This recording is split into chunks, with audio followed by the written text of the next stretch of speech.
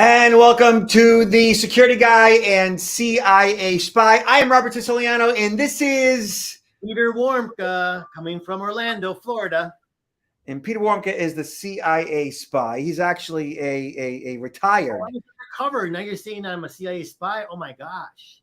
Well, I mean, hey, unless the entire podcast is a lie. I mean, you're a Langley guy, right? I am. I didn't spend very much time in headquarters. None of us like to spend time at headquarters. Even if you're working for corporate America, people prefer not to be in headquarters, but be out in the field. So fortunately, I spend most of my career out in the field. So who were some of the directors you worked under? Like Leon Panetta? Like who'd you work under? Of course, yeah, Tennant. Boy, I'm just trying to think of under Tennant, George Tennant most of the time, and then Leon Panetta, and the former director of NSA too. I lost Hayden, General Hayden. How could I forget? Under him as well, and yeah, those are the main three that I served under. Yeah, so I just watched Zero Dark 30. Oh, okay. Did you like it? For probably the 30th time. I guess you liked it. Love that film. And Leon Panetta was played by James Gandolfini. Ah, wow. Okay. Yeah, which was pretty awesome. And Jessica, and I forget her last name, she's such a great actress. There was a scene in the movie where Panetta sat down with Maya, I guess her name was, and he asked her, he goes, so what have you done besides work on finding Osama bin Laden, for the past 12 years? And she looks at him, she goes, nothing. It's all I've ever done. Like she was like obsessed with finding him, and he saw it. And it was that one situation that made him go, okay, yeah, let's do the raid. Cause she's like, she was 100% sure that he was, in Pakistan at that particular house. And yeah. Well, Robert, I'm sorry to burst your bubble, but I guess this morning on the news, they were talking about this new podcast that's actually coming out, sponsored by Langley, that's going to sort of like give some truth to a lot of this really super sexy stuff that CIA spies allegedly do. And so this thing's coming out in short order. So I guess if people want to learn about the real life of a typical CIA agent, this podcast was to shed some light on the reality of how we live. Yeah, that movie was 1,000% true. Okay, Peter? All right. That's all right. I don't want to burst your bubble.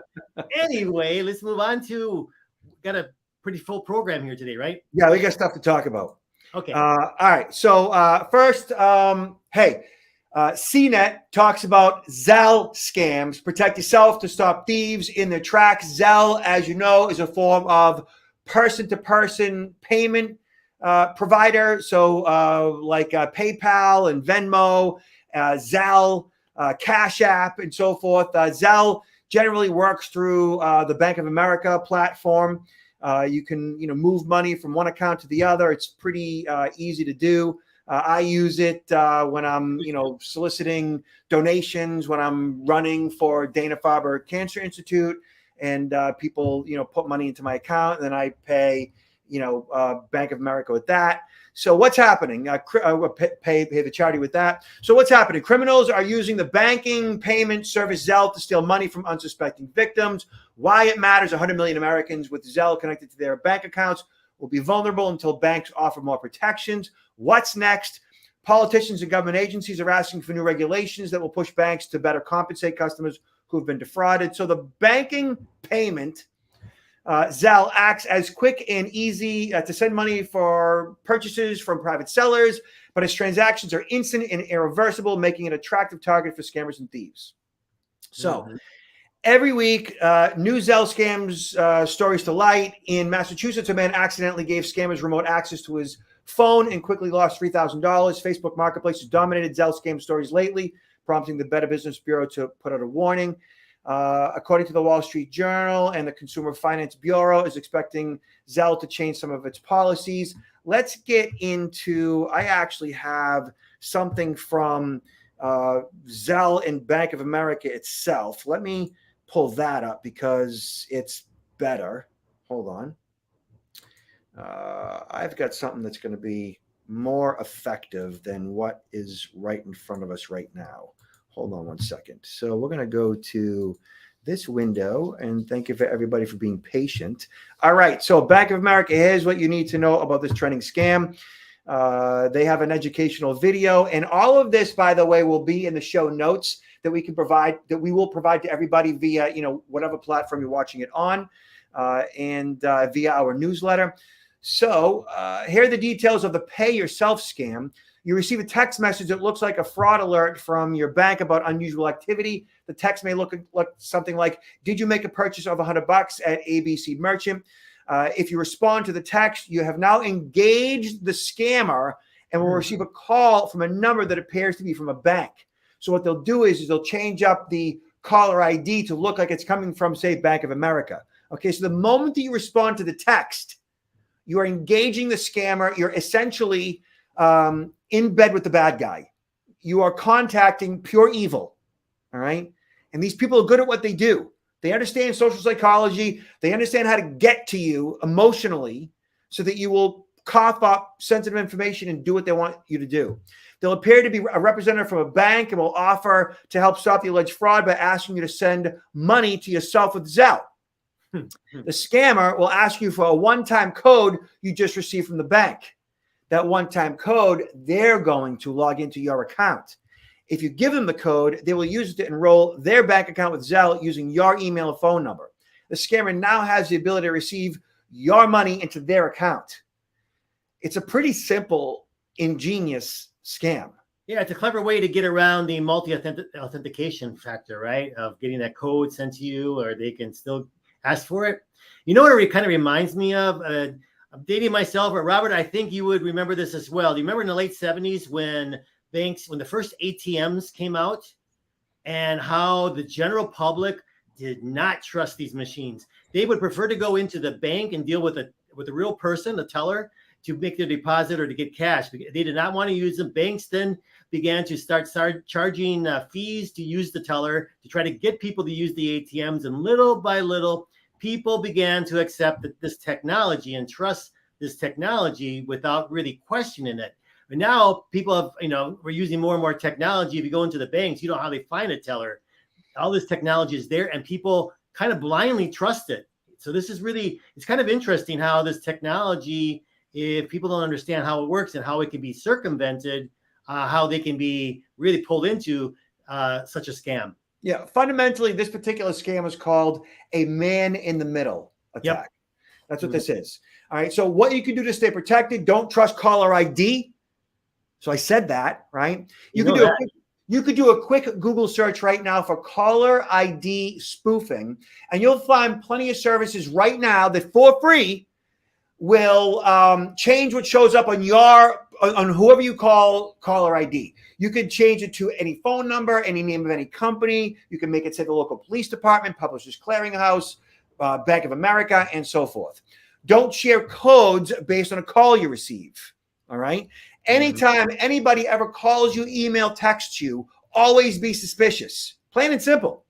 Don't be pressured to act immediately, especially if they're calling you saying, you are a potential victim of fraud. They're going to take even more money from you if you don't act right now. The moment your blood pressure starts to boil, there's a sense of immediacy. There's a sense of loss, right?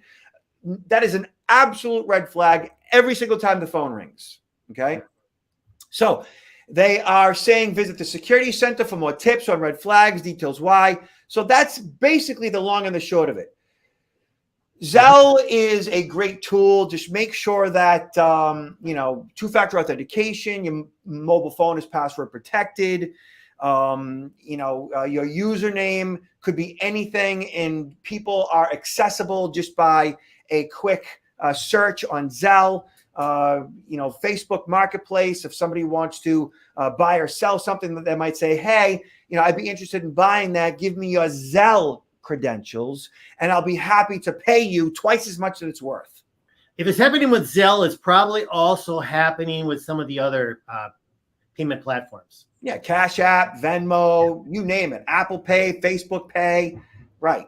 All right. So just please, if you're on Facebook Marketplace, Craigslist, anything like that, it is just a cesspool. Just know that chances are somebody is trying to fleece you every single time they contact you. All right. Remember, verify, then trust. Verify, then trust. Exactly. Yep. Okay. All right. So let me stop that screen share and go to another screen share.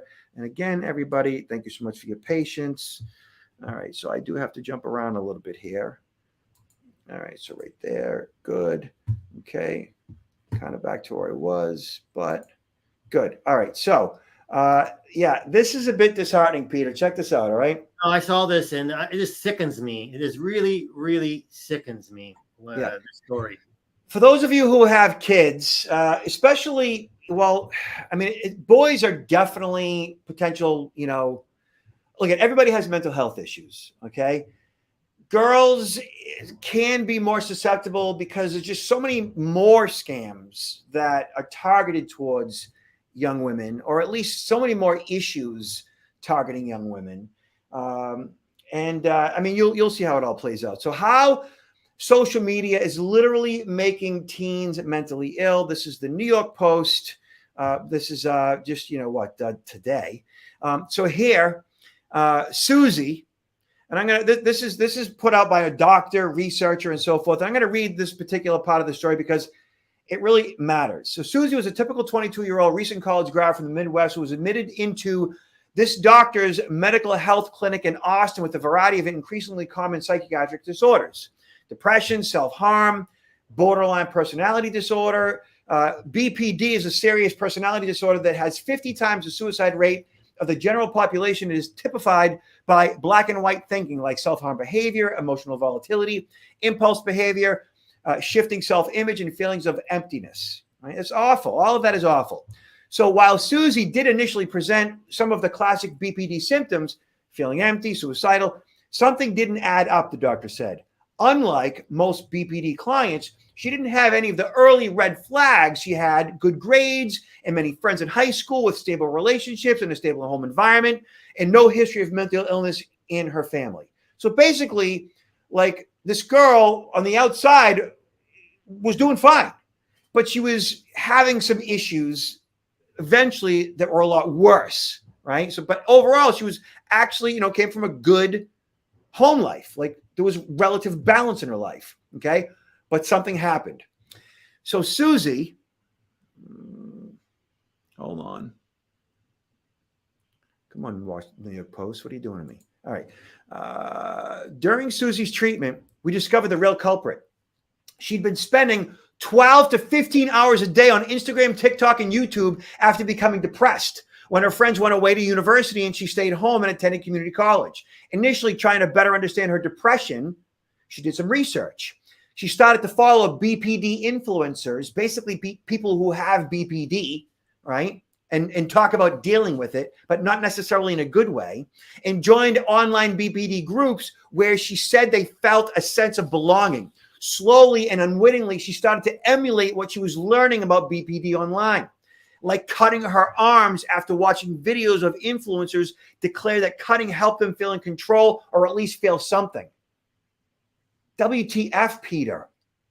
Mm-hmm. I get a feel, because I do hear, from other individuals that this is becoming more and more. This is not an isolated case. They're starting to hear about this, and it's just so sad of how the young folks, and probably not just young folks, older adults as well, are getting drawn into this online community where that this is what they seek for help versus anything on the outside, talking to other individuals who might be able to help them. They're taking whatever comfort they may feel from these online communities that actually makes it worse in the long run. Yeah. As human beings, right, we become what we think about, right? Mm-hmm. So whatever your focus is, that's We live in the atmosphere of our thoughts, right? So whatever your thoughts are, whatever you think about, that's what you become, in so many words, right? If you're thinking about, if you're seeing advertisements for fast food and you're getting a craving and you just can't stop thinking about it, you're going to get in your car, you're going to go to McDonald's, if you're like drawn to the cabinet and there's like chocolate in there and like you just keep thinking about it, you're going to eat the chocolate, and so on. If you're watching porn all the time, like it's going to affect your life, So this right here with young, fragile minds, right? They're looking for an outlet, a research, for information, whatever, like help. They stumble upon something like this that is anything but help. So what they were saying is that, check this out. This is actually a good thing. But something quite amazing happened while she was in treatment. She got better very quickly. Once all her devices and social media were removed, within 2 weeks, she was calmer and less reactive. She made friends at the program. She no longer cut her arms, and thoughts of suicide evaporated. But if she really had BPD, she shouldn't have been cured that quickly. Clients with real BPD typically require many months or even years of treatment before seeing improvement. So what was really happening? Well, this is it. Look at this sentence. This is brilliant. We're living in the age of digital social contagions. Mm-hmm. Mm-hmm. It's a contagious virus, And you know what, like something that goes viral, what that's all about.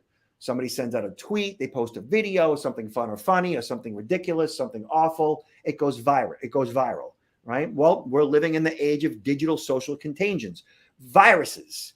And like a virus, this bad information spreads. Mm-hmm.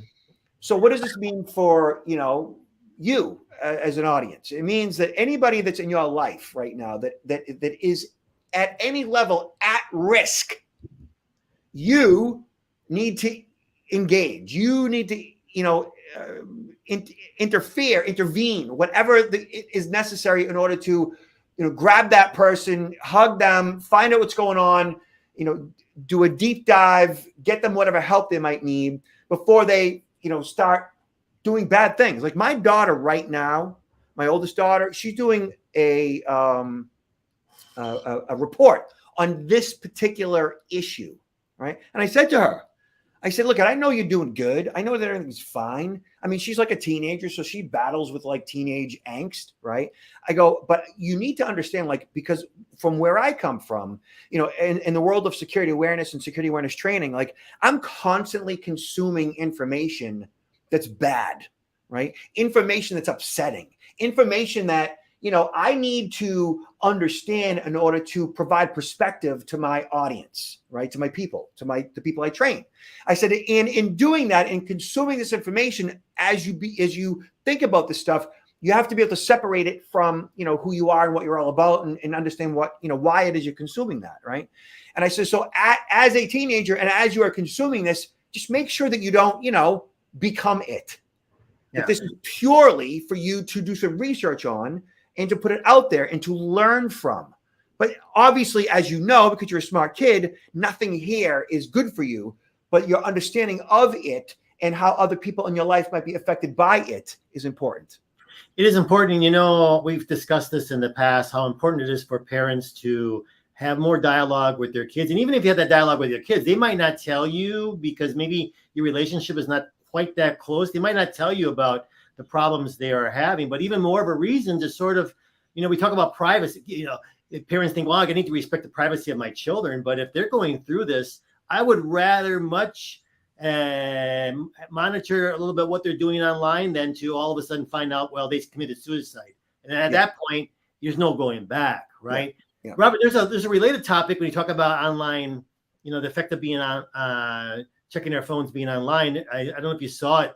There was on a news story a couple of days ago where there's a number of schools now that are actually going to prohibit the use of a student's cell phone. They're going to have to lock it up in their locker or put it into a very special locked bag while they're in school. And the ones that have already tested this or using it, they found a remarkable increase in engagement the students have in the classroom, engagement with fellow students during lunch hour, where they're actually talking with each other versus looking at their phone. So there's more than just this issue. I mean, this whole part of being so connected with that phone where it becomes your life versus everything else that's going on around you, other people.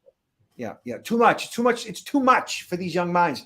And listen, privacy for a 17, 16, 15, 14, 13, 12-year-old is overrated. Like, as a parent, we are responsible for every aspect of what they do inside and outside of the home. And so if you are like giving your kid all this privacy, which means like you're completely hands off, letting them do their thing, like when parents say, oh, my kid knows more about technology than I do, that's the parent like throwing their hands up in the air and kind of giving up. This is not a technology problem. This is a parenting problem. Yes. And so the more parents are involved in their kids' digital lives, the less of a digital divide there will be. Yeah, you said it. Well said. All right. So next on the list of whacked out things going on in the world, armed moped thieves terrorize Manhattan. Grab and go crooks rip $12,000 Rolex from a man's wrist while woman fights off two men trying to grab her necklace outside the Guggenheim. So basically, like in some upscale neighborhoods in New York and Chicago and other parts of the country, we're seeing a rise in these types of crimes. We talked about this, I think, in the last podcast where it might have happened in Chicago. Woman knocked to the ground by three guys who had pulled up and they saw her walking. And listen, this is a problem that happens when crime rises during times of inflation, when people are having a difficult time either getting a job or making money, while murder rates have gone down slightly in the past year. I mean, they're still the highest they've ever been, in quite some time. 2021 were the worst on record for, I think, the past, 2, 3, 4, 5, 6 years or even longer. But these types of thefts are definitely going up. Yeah, Robert, I've been through this. I mean, I lived overseas in some places where I lived with this on a day-to-day basis. Cities like Sao Paulo, Brazil, Mexico City, etc. And I think there's two things I want to highlight. First of all, whether or not you make yourself a target by what are you carrying something on you that someone else might want. It's an easy steal, like a Rolex watch or something else, or maybe even you're carrying that expensive iPhone on you and you just happen to put it in your back pocket while you're walking, or you put it on a table, like maybe in a Starbucks, and you decide to go to the restroom and leave the phone out there. These are like making it easy pickings of things that could be of value to a criminal. And the other part of this is your own self-awareness. Are you aware of what's going on around you? Because you're going to be spotted. You're going to be spotted for something that you're carrying on you. And you're also going to be, they're going to decide to target you because you're not paying attention. Yeah. Those are the two big reasons, I think. Yeah. We call that self-awareness, but we also call it situational awareness, right? You should be involved. You should be aware wherever you are, whatever you're doing of the situation. Everything going on around the perimeter of your body, 50 to 100 feet at all times. Is somebody paying any unwanted attention to you? Do you know what's going on behind you? Do you know what's going on to the left and the right and what's coming up towards you? And the more conscious and cognizant you are of your environment, the more aware you are, the less likely you're going to be chosen by an attacker. If you're just buried in your mobile phone, not paying any attention, you have no idea that anybody is even paying any unwanted attention to begin with. So which a lot of people are, and once again, buried in that phone, and that's why they get even hit by cars because they're not paying attention. Yeah, awful. And I've seen a lot of that. Yeah. All right, Peter. So check this out. Boston police warn, like you said, of cell phone thieves who swipe data and banking information. So yours truly, this guy right here, was actually featured in this particular story. Let's watch it. All right. Stolen and bank accounts hacked. A warning from Boston police as some of you get ready to head into the city this weekend. Thanks for joining us on this Friday night. I'm Vanessa Welch. And I'm Mark Ockerblom, Boston 25 News reporter John Watson is live in Boston. And John, one victim lost thousands of dollars. That's right, Mark, $8,000 from his bank account, and the thieves also got his social security number. Now, we spoke to a security expert tonight. He says your phone, it can be just like a gold mine for thieves. Pretty scary. I mean, I definitely don't want anything stolen, especially as like a young person. It can do a lot to you. Northeastern student Masha Yukubovich was unaware of the recent rash of cell phone thefts and appreciates Boston police putting out a warning. I am glad they put it out. It's definitely good to know. Security expert Robert Siciliano, the CEO of Protect Now, says this is nothing new, but in the digital age, our phones become a treasure trove for thieves. If your phone is lost or stolen and it doesn't have a passcode on it, bad guys have access to everything. One person responded to BPD's post saying it happened to him a few weeks ago. Thieves stole $8,000, his social security number, and locked him out of his iCloud account just by using his passcode. Boston police warn of what's called shoulder surfing. It's very easy for somebody to come up behind you and actually use their phone to zoom in and record exactly what you're doing over your shoulder. Police also caution people to always log out of apps, especially financial and banking ones. If your phone is stolen while you're actually on it, that means it's not locked. That means that all of your apps that are currently active, somebody could get access to. If your phone is stolen, wipe it clean from another device. Enable the lost mode or remotely wipe all data from the device. And finally, Siciliano says, always be aware of your surroundings. He calls it situational awareness. No matter where you are, no matter what you're doing, know what's going on behind you, in front of you, to the left and the right, and make sure that nobody's paying any unwanted attention to you.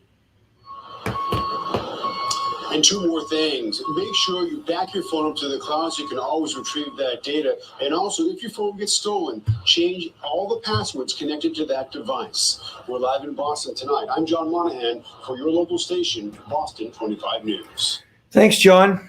Yeah, so that's what's going on. BPD, Boston Police Department, has all kinds of tips here. We'll include them in the show notes. So, Peter, what do you got going on these days? I mean, talk like what is your response to this first? Well, first of all, I mean, to me, it's kind of a no-brainer. But then again, people are just becoming so used to have that in a cell phone and not realizing that how much of their life is on that phone. You know, whether it's financial data, their own personal records, even some photographs that I guess if people had access to, they might be, would not be happy with. So you got to realize you got to have control over that phone. And with the passcode, I mean, you have to actually program your phone that it will go into, we're going to call it like log out, right? After 30 seconds or a minute or 5 minutes. And that has to be, make sure that you do that with your phone. Because there's probably a lot of people that don't have that. They probably think, well, it's inconvenient. I'll just leave it open all the time. And if you're in your house, maybe it's not that big a deal. But if you're carrying your cell phone outside of your house, which all of us do, that becomes a serious issue. Yeah.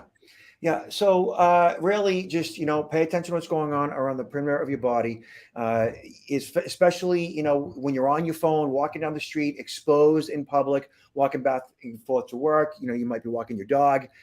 You might, just be, out for a stroll. Just know what's going on around the perimeter of your body, no matter where you live. If you say, well, I live in a safe area or a safe neighborhood, great. That doesn't necessarily mean that bad things don't ever happen there. So you do need to have a certain awareness about you. And then, log out of your most sensitive apps and definitely password protect that device. And make sure you have Find My. Find My is an app on your iDevices, iPhone, iPad, Mac, and so forth, that allows you to lock, locate, wipe that device. Similar apps are available for your Android devices as well. Mm-hmm. So, Peter, what do you got going on these days? Well, I'm coming back from several conferences over the last few days, and I got one coming up, InfoSec World here in Orlando. I'm going to be speaking on the dangers of deep fakes. People are fascinated with the topic, but they know very little about it. And this is something that I think we're going to be hearing a lot more about over the next several months. What about you, Robert? So me and my team are, by the way, you can see Peter online at Counterintelligence Institute. Counterintelligence-institute.com. There's his handsome mug right there. And me and my team are online at Protect Now LLC. By the way, we have 21 Google reviews just from the past few weeks of gigs. We are at a 4.9 on our Google reviews. Y'all should go check out our Google profile. Check out protectnowllc.com. Check out our hacked password checker, hacked email checker. And other than that, Peter, last words. Everybody stay safe out there and watch out for each other and engage people and find out how they're feeling so that people don't have to go online just to find a group of influencers that might take them down the wrong direction. Wise words. See you next time, Peter. Bye-bye. Take care.